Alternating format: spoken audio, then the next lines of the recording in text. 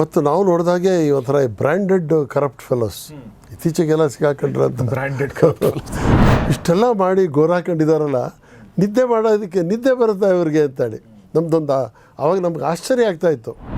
ಆಮೇಲೆ ರಾಜ ಮಹಾರಾಜರಿಗೆಲ್ಲ ರಾಣಿ ಮಹಾರಾಣಿಯರು ಇರ್ತಾಯಿದ್ರು, ನನಗೆ ಉಪಪತ್ನಿಯರು ಇಲ್ಲದೆ ಇದ್ರು ಹೇಗೆ ಅಂತೇಳಿ ಅವ್ರ್ಯಾರನ್ನೋ ಕಟ್ಕೊಳ್ಳೋದು, ಅವ್ರಿಗೂ ಒಂದೊಂದು ಮನೆ ಮಾಡ್ಕೊಳ್ಳೋದು. ಆಮೇಲೆ ಮೊನ್ನೆ ನಮ್ಮ ಸ್ವಾಮೀಜಿಗಳು ತಮ್ಮ ರೇಪ್ ಕೇಸಲ್ಲಿ ಬಂದಾಗ ಕೂಡ ಅವ್ರಿಗೂ ಅಭೂತಪೂರ್ವವಾದ ಸರ್ ಈಗ ಅದು ಏನು ಅಂತಂದರೆ ಆಫೀಸರ್. ಈ ಕಾರ್ಯಕ್ರಮದ ಪ್ರಾಯೋಜಕರು CA Dayanand Bongale stock market training institute. ಕಲಿಕೆ ಇದ್ದಲ್ಲಿ ಗಳಿಕೆ. ಸ್ಟಾಕ್ ಮಾರ್ಕೆಟ್ನಲ್ಲಿ ಹೆಡ್ಜಿಂಗ್ ಮಾಡಿ ಸುರಕ್ಷಿತವಾಗಿ ಹಣ ಗಳಿಸಲು ಸಂಪರ್ಕಿಸಿ. CA Dayanand Bongale stock market training institute, Rajajinagar, Bengaluru. ಸ್ನೇಹಿತರೆ ನಮಸ್ಕಾರ. ಗೌರಿ ಶಕ್ಕಿ ಸ್ಟುಡಿಯೋದ ವಿಶೇಷ ಕಾರ್ಯಕ್ರಮ ಆಫೀಸರ್ ನಿಮಗೆಲ್ಲ ಆತ್ಮೀಯ ಸ್ವಾಗತ. ನಾನು ಗೌರಿ ಶಕ್ಕಿ. ನಮ್ಮೊಂದಿಗಿದ್ದಾರೆ ವಿಶ್ರಾಂತ ಪೊಲೀಸ್ ಅಧಿಕಾರಿ ಜೇಬರ್ ಅಂದರೆ J B Rangaswamy sir. Sir ಸ್ವಾಗತ ಮತ್ತು ನಮಸ್ಕಾರ ಕಾರ್ಯಕ್ರಮ. ಕಳೆದ ಸಲ ನಾವು ಲೋಕಾಯುಕ್ತದ ಬಗ್ಗೆ ಮಾತಾಡಿದ್ವಿ ಮತ್ತು ರೇಡ್, ಈಗ ACB ಕೂಡ ಲೋಕಾಯುಕ್ತ ಈಗಲೂ ಕೂಡ ರೇಡ್ಗಳು ನಡೀತಾನೆ ಇದೆ ಬೆಂಗಳೂರಲ್ಲಿ ಮತ್ತು ಬೇರೆ ಬೇರೆ ಕಡೆ ನಡೀತಾ ಇದೆ. ಮತ್ತು ರೇಡ್ಗಳು ಆದಾಗ ಭಾಳಷ್ಟು ಸಲ ಜನಸಾಮಾನ್ಯರಿಗೆ ಏನಂತ ಅನಿಸುತ್ತೆ ಅಂತಂದರೆ ರೇಡ್ ಏನೋ ಆಗುತ್ತೆ, ಅದರ ಶಿಕ್ಷೆ ಪ್ರಮಾಣ ತುಂಬ ಕಡಿಮೆ ಇದೆ. ಅದು ನಿಜ ಕೂಡ ಹೌದು. ನಾನು ಕಳೆದ ಒಂದು ಕಟಿಂಗ್ ಕೂಡ ನಾನು ಪ್ರೆಸೆಂಟ್ ಮಾಡಿದ್ದೆ. ಸುಮಾರು 6-8% ಮಾತ್ರ, ಅಂದರೆ 100 ಜನ ಸಿಕ್ಕೊಂಡ್ರೆ ಅದರಲ್ಲಿ ಶಿಕ್ಷೆ ಆಗೋದು ಕೇವಲ 6-8 ಜನ ಮಾತ್ರ. ಉಳಿದ 94-95 ಜನ ಎಸ್ಕೇಪ್ ಆಗ್ತಾರೆ ಆ ನೆಟ್ಟಿಂದ ಅನ್ನೋದು ಇದೆ.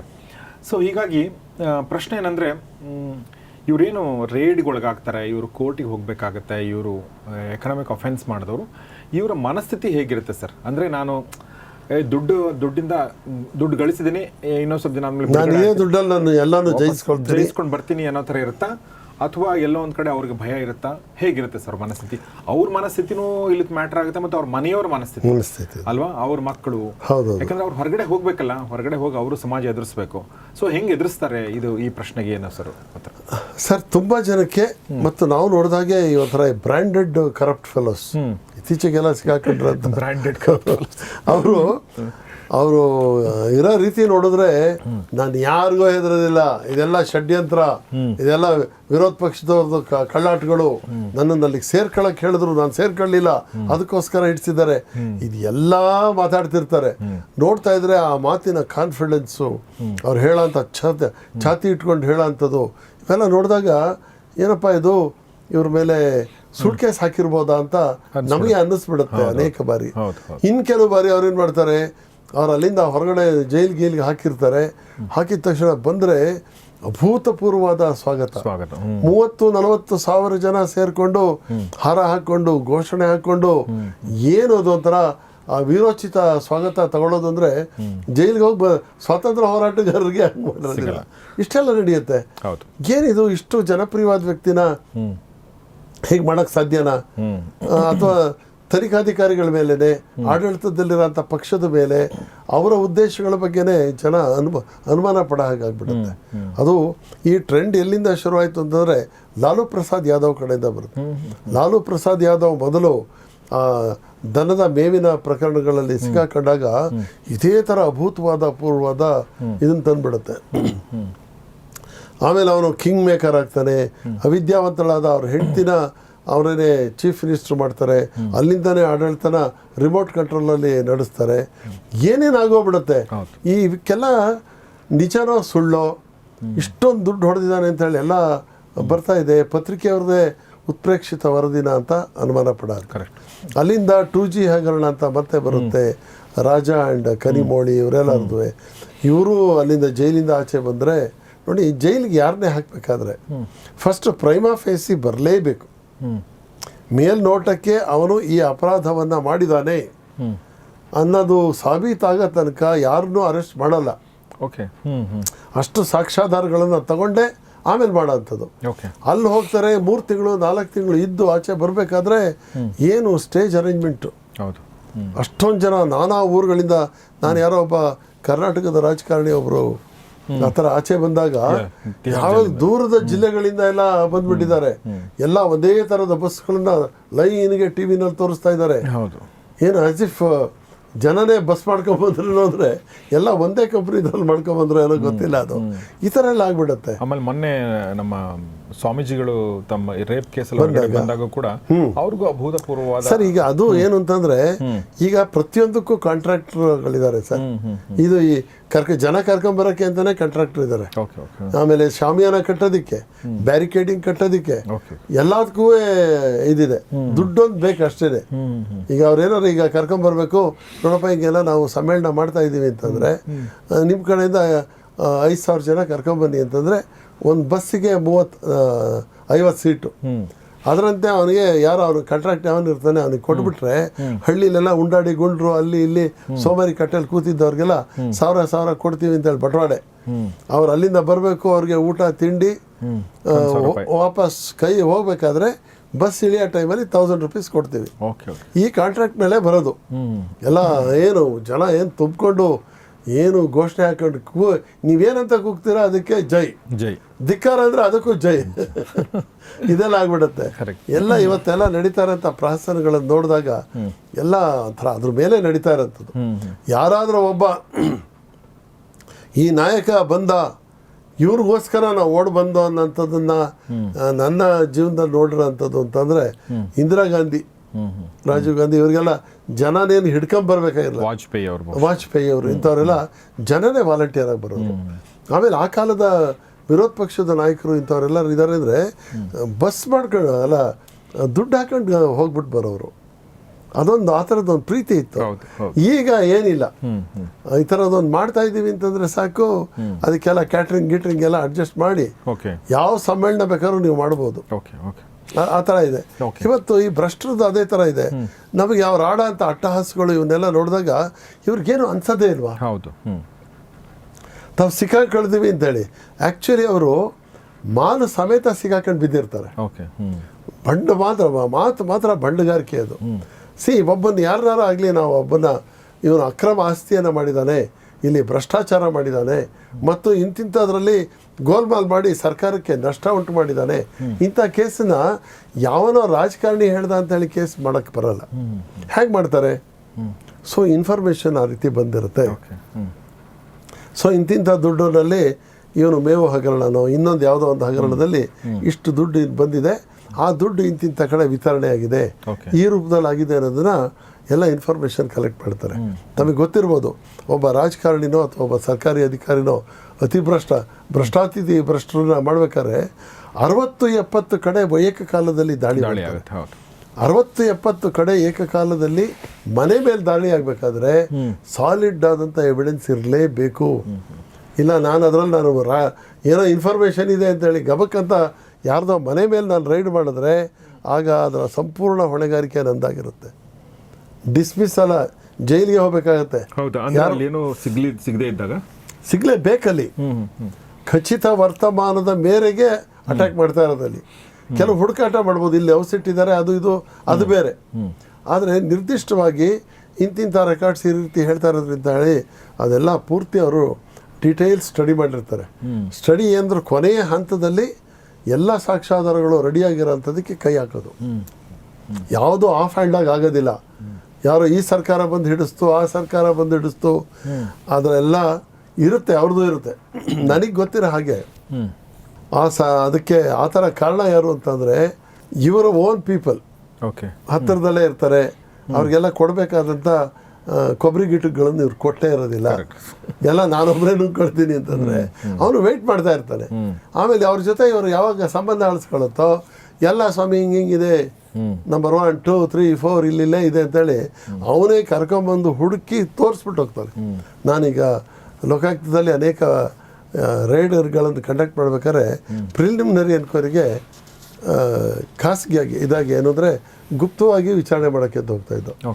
ಅವರು ಬಂದಿರೋ ಅಂಥ ಇನ್ಫಾರ್ಮೆಂಟ್ ಹೆಂಗೆ ಬರೋನು ಅಂದರೆ ಅದು ಎಷ್ಟರ ಮಟ್ಟಿಗೆ, ಸರ್ ನೋಡಿ ಸರ್ ಇದು ಸರ್ವೆ ನಂಬರ್ 104, ಇದ್ರ ಎಕ್ಸ್ಟೆಂಟ್ ಇಷ್ಟು, ಅದಕ್ಕೆ ಕರೆಕ್ಟೆಡ್ ರೆಕಾರ್ಡ್ಸು, ಇದು ಇವ್ರ ಹೆಸರಲ್ಲೇ ಇದೆ ನೋಡಿ ಸರ್. ಇದು ಯಾರ ಹೆಸರಲ್ಲಿತ್ತು ಗೊತ್ತಾ ಸರ್? ಮೊದಲು ಏನಪ್ಪ ಯಾರ ಹೆಸರಲ್ಲಿತ್ತು? ನಾವು ಒಂಥರ ಹಸಿ ಪೆದ್ರ ಥರ ಪ್ರಶ್ನೆಗಳಿಗೆ ಕೇಳೋದು. ಇದು ಸರ್ ಇವ್ರ ಮಾವಾರ್ದು. ಮಾವ್ರಿಗೆ ಮೊದಲಿದ್ದಿದ್ದು ಬರೀ 23 ಎಕರೆ ಜಮೀನು, 5 ಜನ ಮಕ್ಕಳವ್ರೆ. ಅದಕ್ಕೆ ಅವ್ರೇನು ಮಾಡ್ತಾರೆ, 20 ಎಕರೆನ ಇವ್ರ ಹೆಂಡತಿಗೆ ಬರ್ದವ್ರಿ ಸರ್. ಅವ್ರಿಗೆ ಬರೀ 3 ಎಕರೆನಾ 4 ಜನಕ್ಕೆ? 4 ಜನಕ್ಕೆ ಹೆಂಗೆ 3 ಅಟ್ಲೀಸ್ಟ್ 19 ಬರಿಬೇಕಿತ್ತು. ಬರ್ದವ್ರೆ ಸರ್, ಇದು ನೋಡಿ, ಇದು ತಗೊಂಡು ಮಾರ್ತಾ ಇರೋದು. ಅವ್ರ ಅಪ್ಪನಿಗೆ ಒರಿಜಿನಲ್ ಆಗಿ ಇದ್ದಿದ್ದೆ ಬರೀ 3 ಎಕರೆ ಜಮೀನು. ಕಾಲಾನಂತರದಲ್ಲಿ ಇವರು 20 ಎಕರೆನ ಈಗ ಒಂದು 3-4 ವರ್ಷದಿಂದ ತಗೊಂಡಿದ್ದಾರೆ. ಈಗ ಬೇರೆ ಮಕ್ಕಳಿಗೂ ಅವರು ಆಸ್ತಿನ ಅವ್ರಿಗೆ ಅವರು ಬರ್ಕೊಟ್ಬಿಡ್ತಾರೆ, ನಿರಾಪೇಕ್ಷ ಪತ್ರಗಳನ್ನು ಬರ್ಕೊಡ್ತಾರೆ. ಏನು ಅಂದರೆ ನಮಗೆ ಈ ಆಸ್ತಿ ಬೇಕಲ್ಲ, ನಮ್ಮ ತಂದೆಯವರು ಅದು ಅವ್ರ ಸ್ವಯಾರ್ಜಿತ ಆಸ್ತಿ ಅದರಿಂದ ಅವರಿಗೆ ಬೇಕಾದಂಥ ಇಂಥವ್ರ ಪತ್ನಿಯವರಿಗೆ ಮಗಳಿಗೆ ಕೊಡ್ತಾ ಇದ್ದಾರೆ, ನಮ್ದೇನು ಅಭ್ಯಂತರ ಇಲ್ಲ ಅಂತ ಅವ್ರದ್ದೆಲ್ಲ ತಗೊಂಡು ಆಮೇಲೆ ಅದು ರಿಜಿಸ್ಟರ್ ಆಗಿರುತ್ತೆ. ಅಂದರೆ ಕಾನೂನು ಪ್ರಕಾರ ಅವ್ರಿಗೆ ಕರೆಕ್ಟಾಗಿ ಮಾಡಿದ್ದಾರೆ. ಆದರೆ ಆ ರೀತಿ ಕೊಡೋಕ್ಕೆ ಸಾಧ್ಯ ಇದೆಯಾ? ಸಾಧ್ಯತೆ ಹೇಗೆ ಬರುತ್ತೆ? ಇವರು ಎಲ್ಲರಿಗಿಂತ ಅನುಕೂಲಸ್ಥರಾಗಿರೋಂಥವ್ರ ಪತ್ನಿ, ಅಧಿಕಾರಸ್ಥನ ಹೆಂಡತಿ, ಇವ್ರಿಗೆ 20 ಎಕರೆ ಕೊಡ್ತಾರೆ, ಉಳಿದವ್ರಿಗೇನು ಕೊಟ್ಟೇ ಇಲ್ವಲ್ಲ. ಆಮೇಲೆ ಅವ್ರೇನು ಮಾಡಿರ್ತಾರೆ, ಆದರೂ ಅಲ್ಲೂ ನ್ಯಾಯ ಮಾಡಿರ್ತಾರೆ. ಅವ್ರಿಗೇನೋ ಒಂದಷ್ಟು ಬೇರೆ ಬೇರೆ ಲ್ಯಾಂಡ್ಸ್ ಎಲ್ಲ ಕೊಟ್ಟಂಗೆ ಮಾಡಿ ನಿಮಗೆ ನೀವು ತಗೊಳ್ಳಿ, ಇದು ಇವರು ಬರ್ಕೊಡಿ ಅಂತ ಹೇಳಿ ಹಾಗೂ ಬರ್ಸ್ಕೊಂಡಿರ್ತಾರೆ. ಬಟ್ ದುಡ್ಡಿನ ವಿಚಾರದಲ್ಲಿ ಎಲ್ಲರೂ ಸ್ವಾರ್ಥಿಗಳೇ ಆಗಿರ್ತಾರೆ. ಸ್ವಲ್ಪ ದಿನ ಸುಮ್ಮನೆ ಇರ್ತಾರೆ, ಇನ್ನೇನೋ ವಿಚಾರಕ್ಕೆ ಜಗಳ ಆದಾಗ ನೋಡಿ ಇವೆಲ್ಲ ಮಾಡಿದಾನೆ ಅಂತ ಅವರೇ ಕೊಡ್ತಾರೆ. ನೀವು ಕಾನೂನು ಪ್ರಕಾರ ಸಮರ್ಥಿಸ್ಕೊಳ್ಳೋಕೆ ಕಷ್ಟ ಆಗುತ್ತೆ ಸರ್. ಈ ರೇಡ್ ಆದಮೇಲೆ ಅವರು ಕೋರ್ಟ್ಗೆ ಹೋಗಬೇಕು, ಬರಬೇಕು, ಡೇಟ್ಸ್ಗಳು ಕೊಡ್ತಾರೆ, ಅವ್ರು ಅರೆಸ್ಟ್ ಆಗ್ತಾರೆ. ಇದು ಹೆಂಗಿರುತ್ತೆ ಸರ್ ಈ ಟೈಮಲ್ಲಿ? ಸರ್, ಈಗ ತನ್ನ ಆಸ್ತಿನ ತನ್ನ ಹೆಂಡತಿ ಹೆಸರಿಗೆ ಮಾವನಿಂದ ಪಡ್ಕೊಳ್ಳೋದಕ್ಕೆ ಈ ರೀತಿ ಎಲ್ಲ ಮಾಡಿಬಿಟ್ಟಿರ್ತಾರೆ. ಅಂದರೆ it's legally I can establish ಅನ್ನೋಂಥ ಒಂದು ಧೈರ್ಯ ಬರುತ್ತೆ. ಯಾಕೆಂದರೆ ಇವನು ಆ ರೀತಿಯಾದಂಥ ಅಡ್ವೊಕೇಟ್ಸನ್ನು CAಗಳನ್ನು ಇಟ್ಕೊಂಡಿರ್ತಾರೆ. ಹೆಚ್ಚು ಕಡಿಮೆ ಹೀಗೆ ಮಾಡಿದ್ರೆ ಅಂದರೆ ಅವ್ರೇನು ಮಾಡ್ತಾರೆ ಅಂತಂದರೆ ಪ್ಯಾಚಪ್ ಮಾಡೋಕ್ಕೆ ಹೋಗಿರ್ತಾರೆ. ಅಪರಾಧನೇ ಬದಲಾಯಿಸೋಷ್ಟು ಆಗಲ್ಲ ಅಲ್ಲಿ, ಅವ್ರಿಗೂ ಗೊತ್ತಿರುತ್ತೆ. ಒಂದು ದಾರಿ ಅಂತೂ ತೋರಿಸಿರ್ತಾರೆ. ಮಾವನ ಹೆಸರಲ್ಲಿ ನೀವು ಮಾಡಿದ ಆಸ್ತಿನ ನಿಮ್ಮ ಹೆಂಡತಿ ತಗೊಂಡ್ರೆ ಇಟ್ಸ್ ಪರ್ಫೆಕ್ಟ್ಲಿ ಲೀಗಲ್. ನಾಳೆ ಅಂಥ ಸಂದರ್ಭ ಬಂದರೆ ಅದನ್ನು ನಾವು ಸಮರ್ಥಿಸ್ಬೋದು ಅಂತ ಅಂದಿರ್ತಾರೆ. ಆ ಒಂದು ಕಾನ್ಫಿಡೆನ್ಸ್ ಅವ್ರಿಗೂ ಇರುತ್ತೆ. ಆದರೆ ರಿಯಾಲಿಟಿನಲ್ಲಿ ಆ ಥರ ಇರೋದಿಲ್ಲ. ನಾಳೆ ದಿನ ನಮ್ಮ ಬಾವ ಇದನ್ನೆಲ್ಲ ಬರ್ಕೊಟ್ಟಿದ್ದಾರೆ, ಈಗ ಏನು ಬೇಡ ಅಂತ ಹೇಳಿ ಅವ್ರ ಬಾಯಿಗೂ ಒಂದಷ್ಟು ಬಿಸ್ಕತ್ ಹಾಕಿದ್ದೀನಿ, ಅವ್ರಿಗೂ 2 ಎಕರೆನೋ 1 ಎಕರೆನೋ ಬರೋ ಹಾಗೆ ಯಾವುದೋ ಬೇರೆ ಬದಲಿ ಇದನ್ನು ಕೊಡಿಸಿದ್ದೀನಿ. ಸೊ ದೇ ಆರ್ ಹ್ಯಾಪಿ, ನನ್ನ ವಿರುದ್ಧ ಬರಲ್ಲ ಅಂತ ಇವ್ರು ಅನ್ಕೊಂಡಿರ್ತಾನೆ. ಅದು ಅನ್ಕೊಂಡಿರೋದು ಮೊದಲನೇ ಸ್ಟೆಪ್ಪು. ಆಮೇಲೆ ಆಮೇಲೆ ಆಮೇಲೆ ಆಮೇಲೆ ಒಳಗಡೆ ಕೊರಿತಾನೇ ಇರುತ್ತೆ. ನಾನು ಎಷ್ಟೋ ಜನ ನೋಡಿದ್ದೀನಿ, 90% ಎಲ್ಲರೂ ಅಸುಖಿಗಳು ಒಳಗಡೆ. ಏನೋ ಒಂದು ರೀತಿಯ ಮಾನಸಿಕವಾದಂಥ ಒಂದು ಒತ್ತಡದಲ್ಲಿ ಅವರು ಬೇಜಾರು ಮಾಡ್ಕೊಂಡಿರೋಂಥವ್ರು ಇದ್ದಾರೆ ಅಲ್ವಾ. ನಾನು ಮತ್ತೆ ಇನ್ನೊಬ್ಬರು NT ಅಶ್ವತ್ಥನಾರಾಯಣ್ ಅಂತ ಹೇಳಿ ಇನ್ನೊಬ್ಬರು ಲೋಕಾಯುಕ್ತ ಇನ್ಸ್ಪೆಕ್ಟ್ರು, ನಾವು ರೈಡ್ಗೆ ಹೋದಾಗ ನಮಗೆ ನಾವೇ ಮಾತಾಡೋದು, ಇದು ಹೆಂಗ್ರೆ ಇವ್ರಿಗೆ ಇಷ್ಟೆಲ್ಲ ಮಾಡಿ ಗೋರಾಕೊಂಡಿದಾರಲ್ಲ, ನಿದ್ದೆ ಮಾಡೋದಕ್ಕೆ ನಿದ್ದೆ ಬರುತ್ತೆ ಇವ್ರಿಗೆ ಅಂತೇಳಿ ನಮ್ದೊಂದು ಅವಾಗ ನಮ್ಗೆ ಆಶ್ಚರ್ಯ ಆಗ್ತಾ ಇತ್ತು. ಇಷ್ಟೆಲ್ಲ ಮಾಡಿದ್ದಾರೆ, ಎಲ್ಲ ಅಕ್ರಮ ಆಸ್ತಿ, ಸುತ್ತ ಜನಗಳ ಜೊತೆ ಜನ ನೋಡ್ತಾ ಇರ್ತಾರೆ, ಅವ್ರು ಅದನ್ನೆಲ್ಲ ನೋಡಿ ರಿಪೋರ್ಟ್ ಮಾಡ್ದಲೇ ಇರ್ತಾರ. ಆಮೇಲೆ ಇವ್ರಿಗೆ ಗೊತ್ತಿಲ್ದಲೆ ಒಳಶತ್ರುಗಳನ್ನ ಕಟ್ಕೊಂಡಿರ್ತಾರೆ. ಆಮೇಲೆ ಇವ್ರಿಗೆ ಅನ್ನಿಸ್ತಾ ಇರುತ್ತೆ, ಮಕ್ಕಳಿಗೆ ಹೇಳಕ್ಕಾಗಲ್ಲ, ಹೆಂಡತಿ ಒಡವೆಗಳನ್ನ ಹಾಕೊಳ್ಳಲ್ಲ, ಅವಳು ಹೇರ್ಕೊಂಡು ಓಡಾಡಬೇಕು ಅವಳು. ಇವನಿಗೂ ಅದೇ ಆಸೆ. ಈ ಈಸಿ ಮನಿಯ ಲಕ್ಷಣನೇ ಅದು. ಪುಕ್ಷಾಟೆ ಬರಕ್ ಶುರು ಆಗ್ಬಿಟ್ರೆ ಅವನು ಮನುಷ್ಯ ಹದ ತಪ್ಪಿಡ್ತಾನೆ. ತಾನು ಬಡವಾಗಿದ್ದಾಗ, ದುಡ್ಡಿಲ್ದೇ ಇದ್ದಾಗ ಅವನು ಯೋಚನೆ ಮಾಡೋಂಥ ಕ್ರಮನೇ ಬೇರೆ. ಕಾಸು ಸೇರಿದ ತಕ್ಷಣ ಅವನಿಗೆ ಅದೆಂಥದೋ ಬಂಡು ಧೈರ್ಯ ಬರುತ್ತೆ. ಅವ್ರು ಎಷ್ಟು ಜನ ಆಗಿಲ್ಲ, ಅವ್ರು ಗೆದ್ದಿಲ್ವಾ, ಇವ್ರು ಗೆದ್ದಿಲ್ವಾ, ಅವ್ರಿಗೇನಾಗಿದೆ ಅಂತ ಈ ಥರದ್ದೆಲ್ಲ ಬಂದ್ಬಿಟ್ಟು 4-4 ಉಂಗುರಗಳೇನು, ಇಲ್ಲಿ ಹಗ್ಗದಂತ ದಾರದಂತ ಚಿನ್ನ ಸರ ಏನು, ಎಲ್ಲ ಸರ್ವಾಲಂಕಾರ ಭೂಷಿತಾರೆ. ಆಮೇಲೆ ನನಗೆ ಇದನ್ನ ತಗೊಳ್ಳೋ ಯೋಗ್ಯತೆ ಇದೆಯಾ ಅಂತ ಅವ್ನು ಯೋಚನೆ ಮಾಡೋದೇ ಇಲ್ಲ. ಆಡಿ ಕಾರ್ ಇರ್ತದೆ, BMW ಇರುತ್ತೆ, ನಾವೇ ನೋಡ್ತಾ ಇದೀವಲ್ಲ. ಬಟ್ ಅವನ್ನೆಲ್ಲ ಇಟ್ಕೊಂಡು ಅವ್ರು ಸುಖವಾಗಿದ್ದಾರೆ ಅಂತ ನಮ್ಗೆ ಅನಿಸ್ತಾ ಇರುತ್ತೆ. ಇರೋದಿಲ್ಲ ಒಳಗಡೆ ಏನೋ ಕೊರಿತಾ ಇರುತ್ತೆ. ನನಗೆ ಅನ್ಸತ್ತೆ ಅದು ಗಿಲ್ಟ್ ಅಂತ ಯಾರೋ ಹೇಳಿದ್ರು. No guilt. ನನ್ನ ದೃಷ್ಟಿನಲ್ಲಿ ಅವ್ರಿಗೆ ಗಿಲ್ಟ್ ಅಲ್ಲ, ತಾವು ಮಾಡಿರೋದ್ರ ಬಗ್ಗೆ ಒಂಥರ ಅಚೀವ್ಮೆಂಟ್ ಮಾಡಿದೀನಿ, ನಮ್ಮ ಮೀಸೆ ತಿರುವ ಇದೇ ಇರುತ್ತೆ. ಸಿಗಾಕೊಂಡ್ಬಿಡ್ತೀವಿ ಅನ್ನೋ ಭಯಕ್ಕೆ ಸ್ವಲ್ಪ ಒಳಗಡೆ ಕುದಿತಾ ಇರ್ತಾರೆ. ಒಳಗುದಿತ ಹಾಗೆ ಇರುತ್ತೆ. ಯಾರೋ ಒಬ್ಬ ಬಂದ್ರಂತೆ, ಇವ್ರು ಕಟ್ತಾ ಇರೋ ಸೈಟ್ ಹತ್ರ ಯಾವನೋ ಬಂದು ವಿಚಾರಿಸಿದಂತೆ ಅಂದ್ರೆ ಅಷ್ಟಕ್ಕೆ ಭೂಮಿಗೆ ಇಳಿದೋಗ್ಬಿಡ್ತಾರೆ. ನಾನು ತುಂಬ ಜನ ನೋಡಿದ್ದೀನಿ. ಆಮೇಲೆ ಅಣ್ತಮ್ಮದಿರ ಪೈಕಿ ಅವನ ಹೆಸರಿಗೂ ಇವ್ರು ಆಸ್ತಿ ಮಾಡಿರ್ತಾರೆ. ಅವನು ಏನೋ ಕಾರಣಕ್ಕೆ ಸ್ವಲ್ಪ ದನಿ ಎತ್ತರಿಸಿ ಮಾತಾಡ್ಬಿಟ್ರೆ ಇವ್ರು ಆಗಲೇ ಪುಸ್ ಅಂತ ಹೇಳ್ಬಿಡ್ತಾರೆ, ವಾಪಸ್ ಕೊಡಲ್ಲ ಅಲ್ಲ ಏನು ನಾಳೆ ದಿನ ತಗೊಂಡೋಗಿ ಏನಾರು ಹೇಳ್ಬಿಟ್ರೆ ಆಯ್ತು ಮಾಡ್ರಿ, ನಮಗೂ ಗೊತ್ತೈತೆ ಲೋಕಾಯುಕ್ತ ಅಂತ ಅಂದ್ರೆ ಇದೊಂದು ಮಾತು ಸಾಕು, ಅವನು ಅಳ್ಳಾಡಿಸ್ಕೊಂಡ್ಬಿಡುತ್ತೆ. ಕರೆಕ್ಟ್. ಇದು ಒಂಥರ ಬಹಳ ನಾನು ನೋಡಿದ ಹಾಗೆ ತುಂಬ ಜನ ಒಂಥರ ಚೆನ್ನಾಗಿರ್ತಾರೆ. 40-50 ವರ್ಷಕ್ಕಾಗ್ಲೇ ಡಯಾಬಿಟಿಸ್ ಅಂತೆ, ಇನ್ನೊಂದಂತೆ, ಮತ್ತೊಂದಂತೆ, ಏನೇನೋ ಕಾಯಿಲೆಗಳ ಗೂಡಾಗ್ಬಿಡ್ತಾರೆ. ಅದಕ್ಕೆ ತಕ್ಕಂತೆ ಇವರು ದುರಭ್ಯಾಸಗಳಿಂದ ಬೆಳೆಸ್ಕೊಂಡ್ಬಿಡ್ತಾರೆ. ಈಸಿ ಮನಿ, ಯಾರ್ಯಾರ್ದೋ ಪಾರ್ಟಿಗಳನ್ನು ಮಾಡೋದು, ಅವನು ಯಾರೋ ಮಂತ್ರಿ ಅಂತೆ, ಆ ಪುಡಾರಿ ಅಂತೆ, ಇವ್ರ ಜೊತೆ ಎಲ್ಲ ಸೇರ್ಕೊಳ್ಳೋದು, ಲೇಟ್ ನೈಟ್ ತನಕ ಕುಡ್ದು ತಿಂದು ವಾಲಾಡಿ ಬರೋಂಥದ್ದು. ಆಮೇಲೆ ರಾಜ ಮಹಾರಾಜರಿಗೆಲ್ಲ ರಾಣಿ ಮಹಾರಾಣಿಯರು ಇರ್ತಾ ಇದ್ರು, ನನಗೆ ಉಪಪತ್ನಿಯರು ಇಲ್ಲದೆ ಇದ್ರು ಹೇಗೆ ಅಂತೇಳಿ ಅವ್ರ್ಯಾರನ್ನ ಕಟ್ಕೊಳ್ಳೋದು, ಅವ್ರಿಗೊಂದೊಂದು ಮನೆ ಮಾಡ್ಕೊಳ್ಳೋದು, ಅಲ್ಲಿ ತಂದು ನಾವು ದುಡ್ಡು ಅಲ್ಲಿ ತಂದು ಔಸಿಡ್ಬೋದು ಅನ್ನೋದು ಲೆಕ್ಕಾಚಾರ ಇರುತ್ತೆ.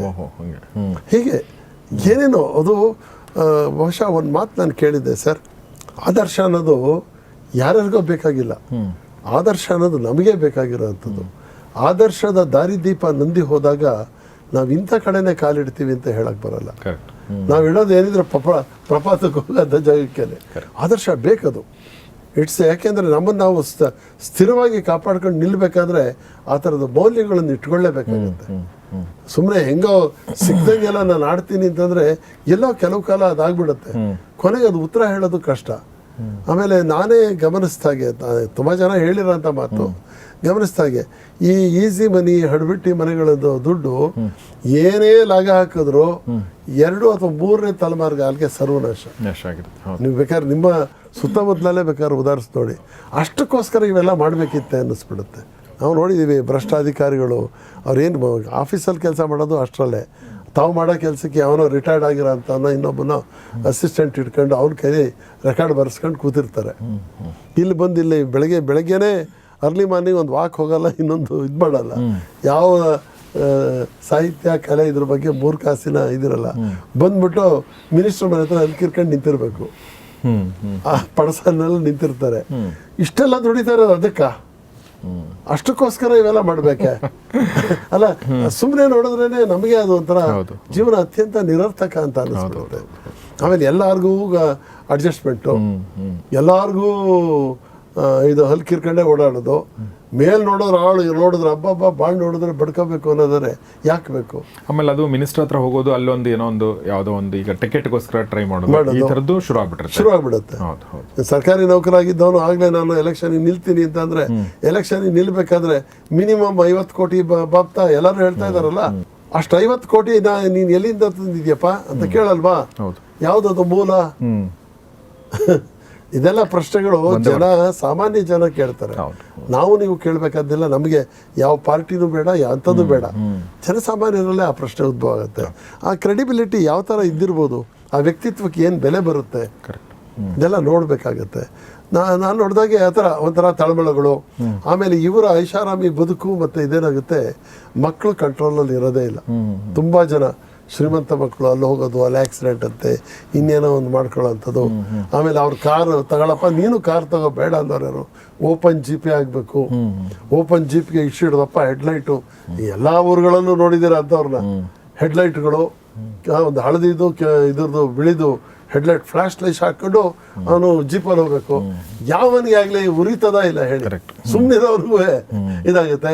ಆಮೇಲೆ ಸೈಲೆನ್ಸರ್ ತೆಗೆದ್ಬಿಟ್ಟು ಬರೋ ಅಂತ ಅನ್ನಿಸ್ಕೊಂಡು ಹೋಗೋಂಥದ್ದು, ಮೋಟರ್ ವೆಹಿಕಲ್ ಸೈಲೆನ್ಸರ್ ತೆಗೆಯೋದು, ಈ ಅವತಾರಗಳು, ಅಧ್ವಾನಗಳು, ಆಮೇಲೆ ಕ್ಲಬ್ಗಳಿಗೆಲ್ಲ ಹೋಗಿ ಅಲ್ಲಿ ಕೂತ್ಕೊಂಡು ಗಲಾಟೆ ಮಾಡ್ಕೊಳ್ಳೋದು, ಇದೆಲ್ಲ ಏನಾಗುತ್ತೆ ಅಂದರೆ ಒಳಗಡೆ ಈತನಿಗೆ ಹೇಳೋಕ್ಕಾಗದೇ ಇರೋ ಸ್ಥಿತಿ.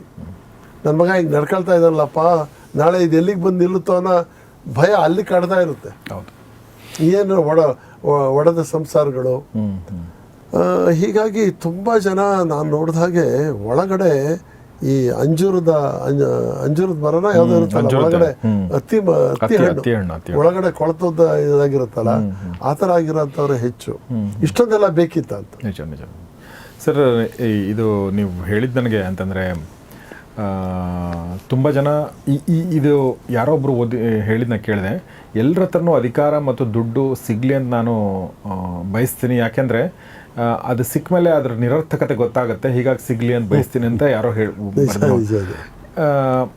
ಬಟ್ ನನಗೆ ಅಂದರೆ ನೀವು ಹೇಳಿದ ಹಾಗೆ ಆ ಒಂದು ದುಡ್ಡಿನ ಹಿಂದೆ ಎಲ್ಲರೂ ಹೋಗ್ತಾನೆ ಇದ್ದಾರೆ, ಬಟ್ ಈ ಒಂದು ಎಲ್ಲಿಗೆ ನಿಲ್ಲಿಸ್ಬೇಕು ಎಲ್ಲಿಗೆ ನಿಲ್ಲಿಸಬೇಕು ಮತ್ತು ಯಾವ ದಾರಿಲಿ ಹೋಗ್ಬೇಕು ಅನ್ನೋದಂದ್ರೆ, ನೀವು ಒಳ್ಳೆ ದಾರಿಲಿ ಹೋದಾಗ ನೀವು ನಿದ್ದೆನೂ ಬರುತ್ತೆ ಚೆನ್ನಾಗಿ, ನಿಮ್ಮ ಆರೋಗ್ಯನೂ ಚೆನ್ನಾಗಿರುತ್ತೆ, ಆಮೇಲೆ ಅದು ಸದುಪಯೋಗ ಕೂಡ ಆಗುತ್ತೆ.